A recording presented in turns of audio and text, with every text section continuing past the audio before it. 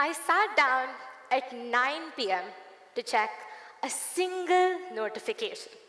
It was now 11:47 p.m. and I was currently deep diving into a video about how to grow organic loofahs in a climate I didn't even live in. My thumb moved with the rhythmic, hypnotic precision of a metronome. Flick, pause, flick, pause. If that sounds familiar, you've experienced what psychologists are beginning to call the scroll trance. The strange state where our fingers keep moving even when our minds aren't really present. And it turns out I'm not alone. A study published by the Journal of Social and Clinical Psychology found that heavy social media use is linked with higher levels of anxiety and loneliness. But here's the surprising part. Most people in these studies reported that they weren't scrolling because they were bored. They were scrolling because they didn't want to feel something else.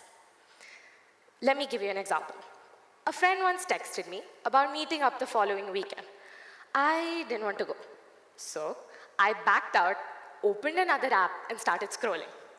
Soon, 20 minutes passed, and then 40.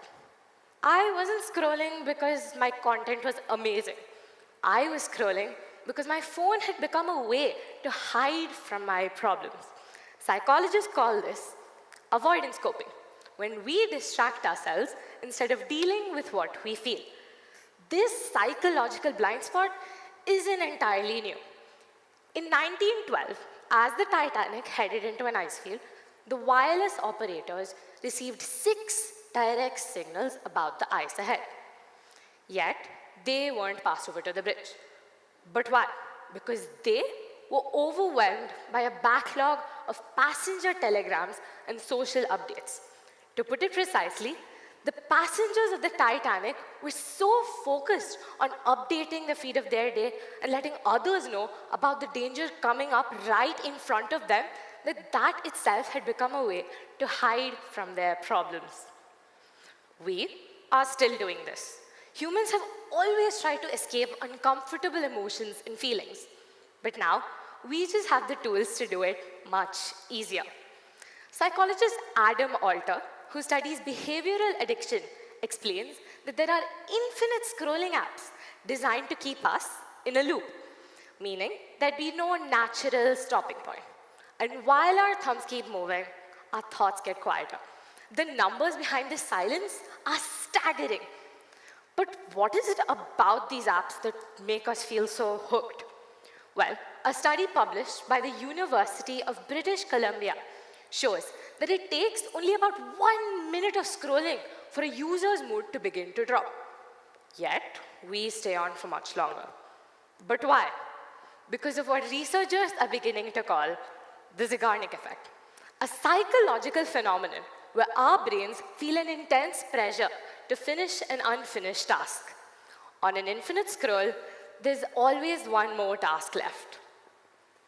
I'm sure this screen looks quite familiar to all of you here.